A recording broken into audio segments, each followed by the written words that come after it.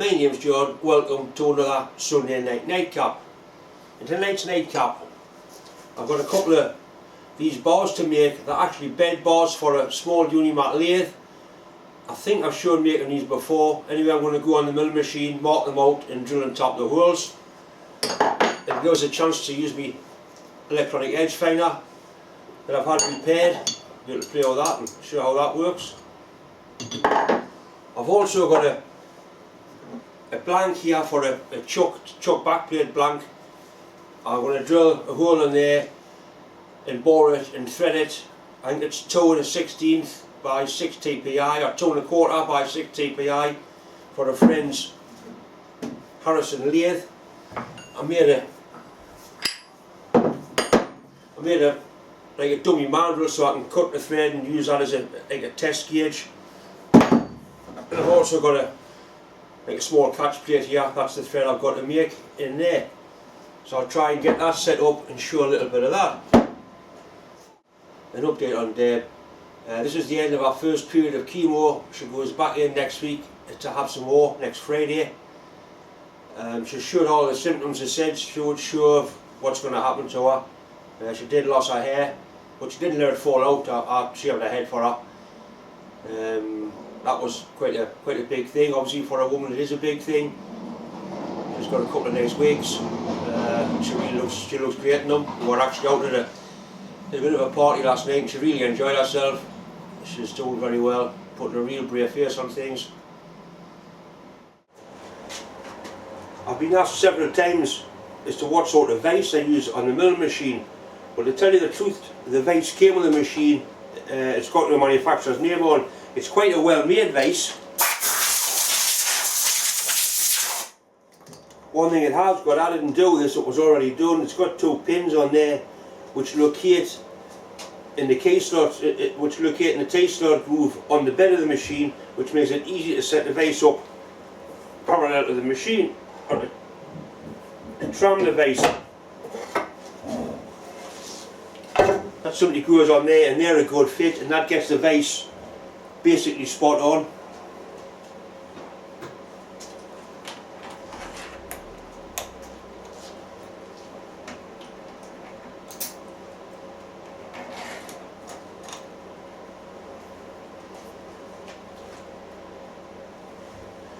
The vise did come with a base, so it would twist and rotate on the base, but it's not a great lot of use to us really.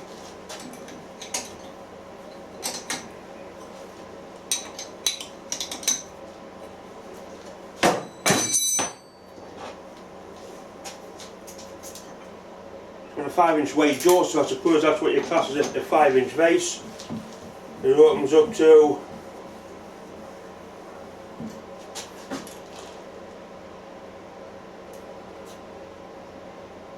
3.5. If I was to machine a recess in there, I'd get another 1/2 inch out of it, which is something I might well do.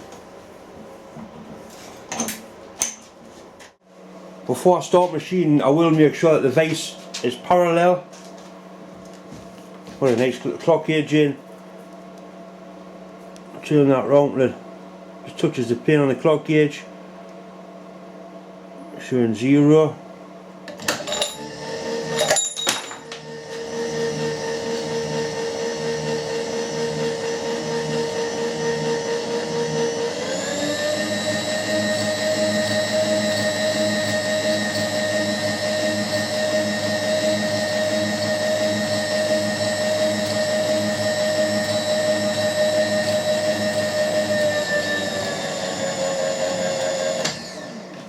Zero that again.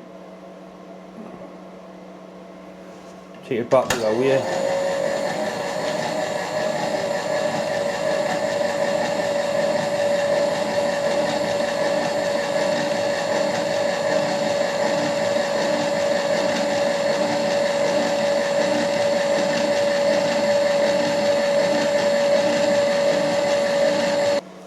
Right, to all intents and purposes, the vise is running nice and true with the axis of the machine.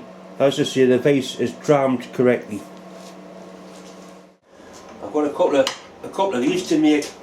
what the other bed bars for a Unimat, little Unimat lathe for a friend. I've already done some, I've got 2 more to do. These are little templates I made. All the odds is bolts with points on, so I can use them to accurately measure the distance of the 2 holes apart. The only accurate thing, the only important dimension is the 2 hole centres, plus the holes must be dead in the middle and dead square, and they're threaded 6mm. I've got some 12mm stainless steel bar. I'm going to make it out of the stainless steel bar. So the first thing I do, I'll put this in the vise, and I'll use a DRO in the middle to measure the centres of those 2 points, and then we'll go from there. Right, I've got the drill chuck in, and I've got my little starter wiggler in there.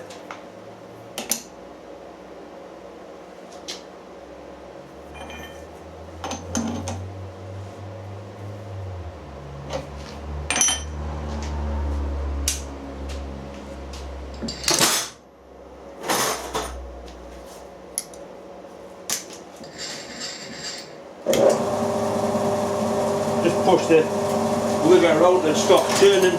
Don't be tempted to use your fingers because it can hurt you quite easily.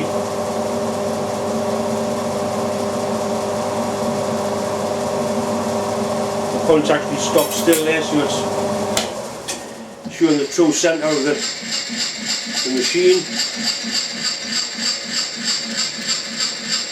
And all I'm going to do is eyeball that point onto that point there.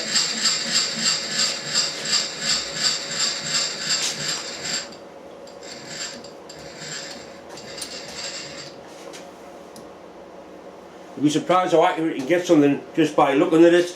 You can get within, you're talking within a thousandth of an inch quite easily.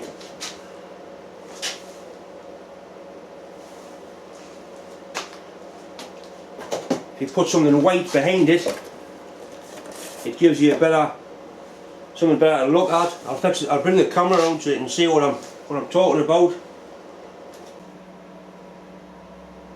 Camera dead in line, that's basically what I'm looking at. I'll zoom in a little bit. Right, you can see those two points are dead in line. So what we'll do, we'll zero a DRO at that point there. Right, we're all zeroed, it's on millimetres. So we're winding along on our x-axis.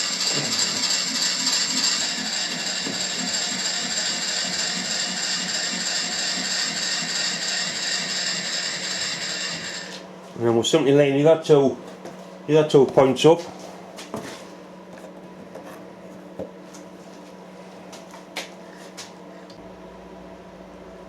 Right, that's lined up there, exactly spot on. We'll check our DRO. And that gives us a reading of 294mm. I'm sure that's what it was the last time. What I'll do, I'll zero the x-axis again.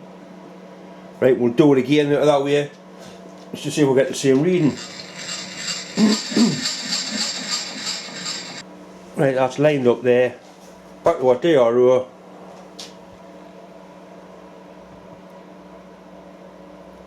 .294mm. So we'll check it both ways, and we're at 294mm. Here's what nice bit of stainless steel we're going to use for one of the beds.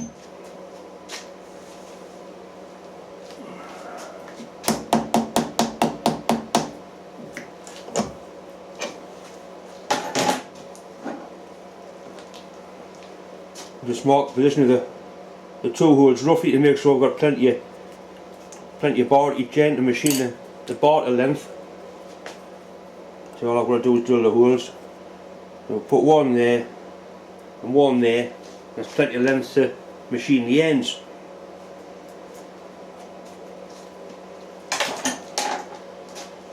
We'll do this end first because it's easier for the camera to see. The first thing we're going to do is make sure our machine is dead centre on the bar. I'll also put a little jack in there just to support it, just to make sure it can't flex.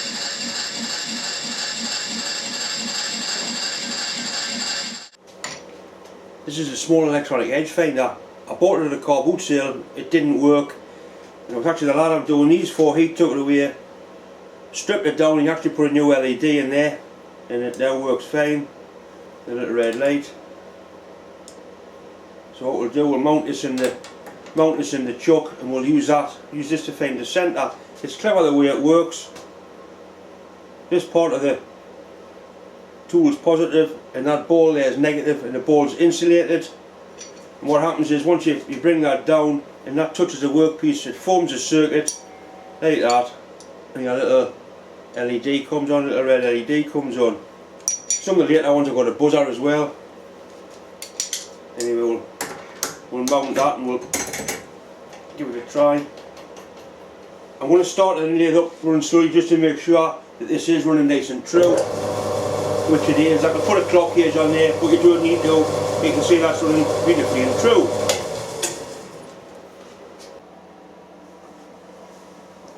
Okay, I've tried to get a shot where it's got the edge finder and the DRO in shot at the same time.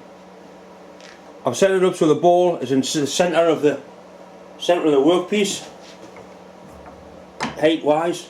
Right, all we do, we'll gently bring this out until that little red light comes on. There.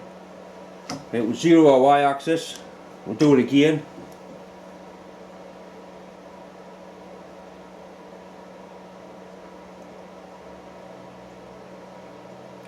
And again.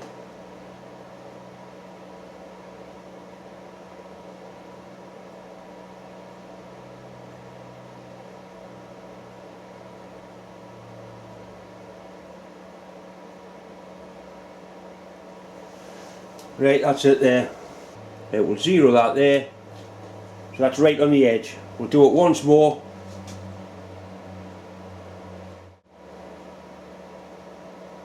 Spot on, that's absolutely spot on. Right, I know for a fact that this ball is 10mm in diameter. Half a 10's 5. So if we wind it out 5, the bar's 12, and another 6, that's going to put we're exactly in the centre of the bar. So we'll take that down. We'll come out 1, 2, 3, 4,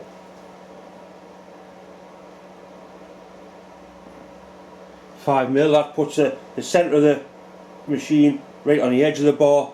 Then another 6, which will make it 11.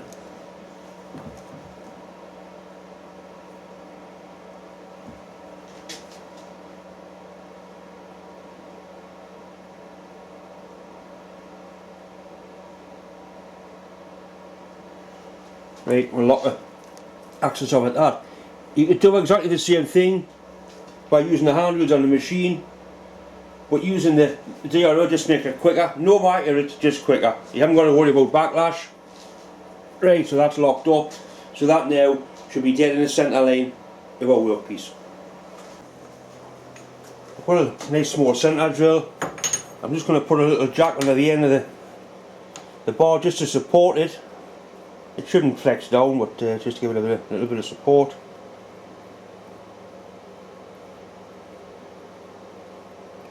Feel it there, it's just touching, just to stop any movement. Right, we'll put a centre drill mark on, or in rather.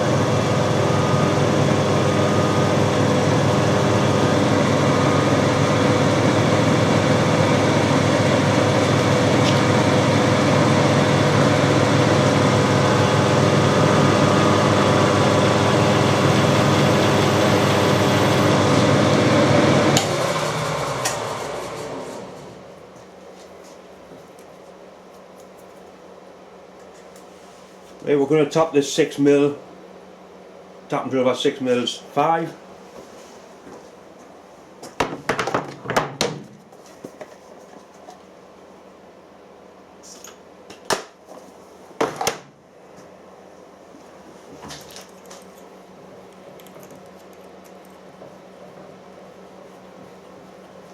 Right, we've got a nice new 5mm drill.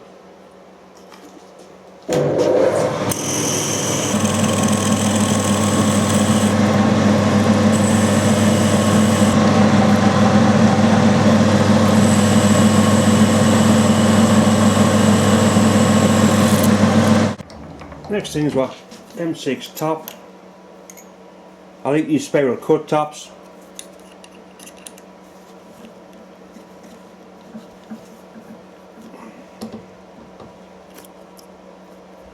What I do, I start the machine up, and as the machine is slowing down, I plunge the tap in, and that starts it nice and square. Start the machine up, turn it off, and then that's it started. And I just tap it by hand. Nice little top wrench. This is the one I made at school. I've still got it, I still use it all the time.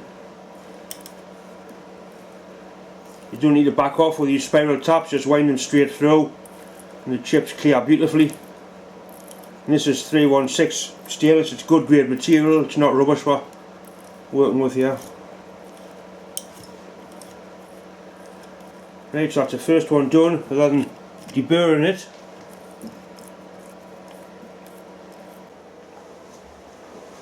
Okay, so that's one done. 0 to 0, we just need to go that way, 294, and do this end.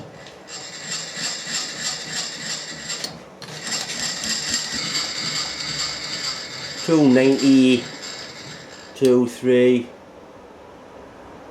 294, and I'll lock the bed off at that.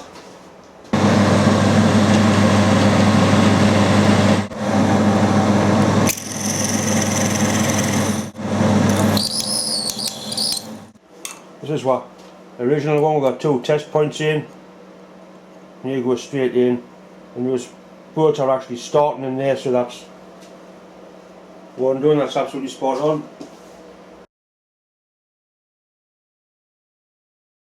Just do it, bollocks, stationary, clumsy bastard.